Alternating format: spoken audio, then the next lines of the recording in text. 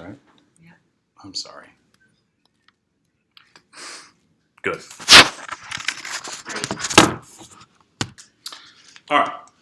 Make America great again. We've all heard the phrase. You can't turn on the TV and not hear the phrase. It means something different to all of us, right?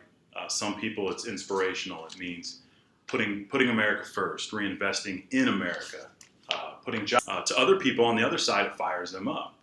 To America isn't great is to take a step backwards into a day and age where we don't want to be. So when you look at America, small business, every large company has got their start as a small business, and small businesses rely on being creative to get their start, to get their feet off the ground. And a lot of that means sourcing products from other countries because a lot of times they're cheaper, and it allows them to reinvest in themselves and things of that nature. Where we're at today, President Trump recently announced tariffs throughout the initial first half of 2018, tariffs that affect small businesses a great deal. It's a disadvantage for them because they can't reinvest in themselves, and that is very difficult. So I'm going to explain right now the negative effects that tariffs have on small businesses.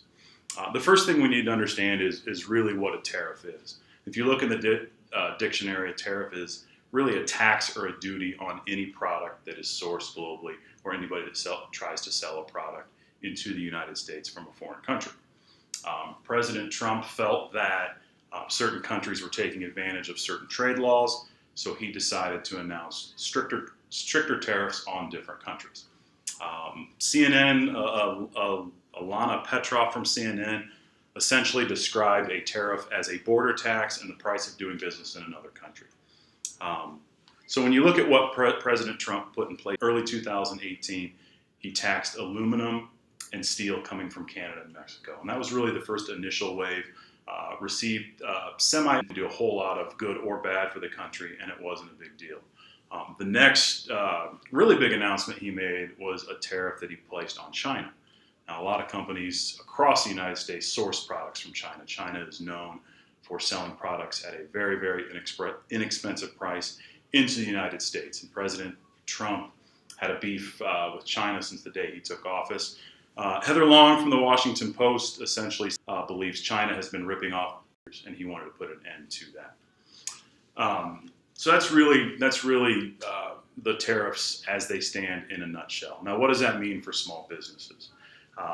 A lot of small businesses, whether it's a bike manufacturer, whether they're making machinery, source their products or have historically sourced their products from Asia. The LA Times reported that a San Diego-based furniture upwards of 10% because of the tariffs that were impacted on China, because they source product from China. And it doesn't just stop with buying with companies that buy products to sell.